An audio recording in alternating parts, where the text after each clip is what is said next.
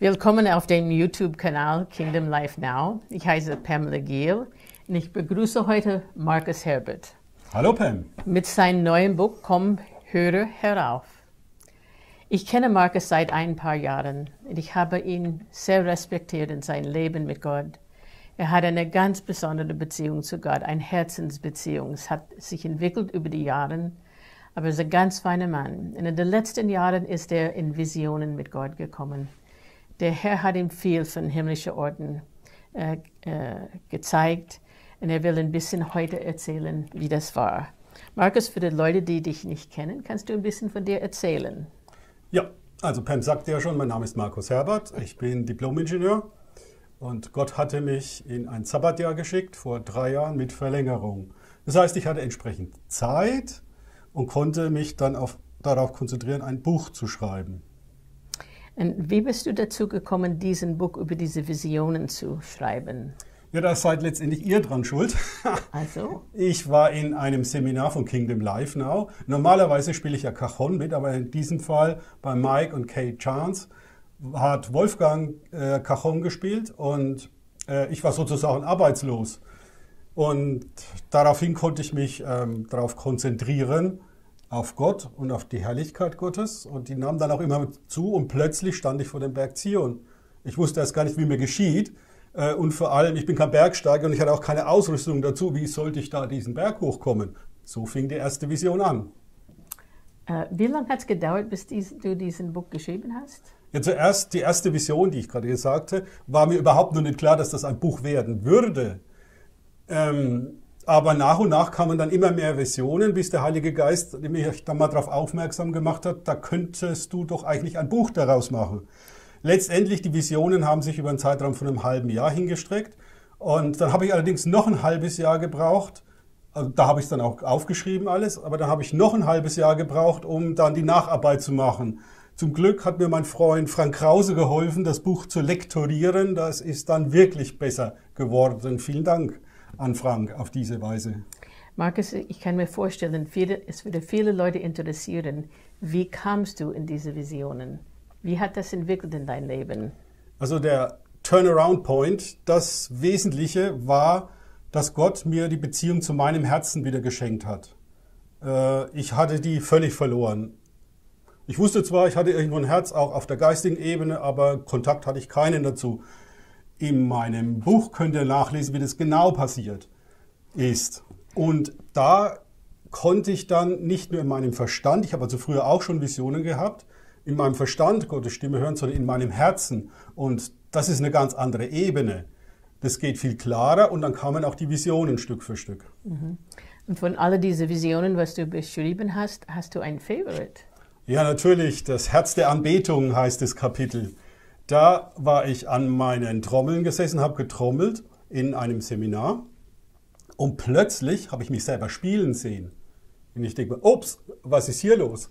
Und ich habe den Heiligen Geist gefragt, ja, was ist denn hier los? Und er sagte mir, ich bin jetzt im Geist und um mich herum hatte sich alles geändert. Also es waren andere Leute da, andere Engel habe ich bemerkt. Und der Heilige Geist sagte mir dann, ja, du bist jetzt vor dem Thron Gottes in der ewigen Anbetung. Das war die eindrücklichste Vision, die ich hatte. Das ist super erstaunlich. Markus, du betreibst auch einen Podcast, heißt Gateways to Heaven. Wie kam das dazu? Wie kamst du dazu? Und hat das etwas mit diesem Buch zu tun? Erstmal nicht. Ich habe diesen Podcast ausprobiert für meinen Freund Frank Krause, weil der schreibt Tagesgedanken und ich fand es eigentlich eine gute Idee, dass er das auch sprechen würde, damit er noch mehr Leute damit erreicht. Die sind wirklich sehr gut, seine Tagesgedanken. Also habe ich das Ganze probiert, aber dann hat der Frank keine Zeit dazu. Naja, dann habe ich gedacht, okay, was soll ich jetzt damit machen? Dann meinte der Heilige Geist, ja, mach doch selber Podcasts. Und ich, okay, ja und was? Und dann kam er.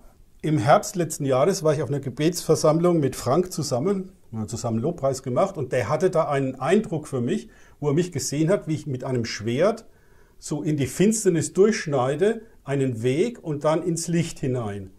Und das hat dann der Heilige Geist zusammengesetzt. Das sind die Tore zum Himmel, die Gateways to Heaven, also einen Weg zu bahnen, wo keiner ist oder wo er vergessen wurde.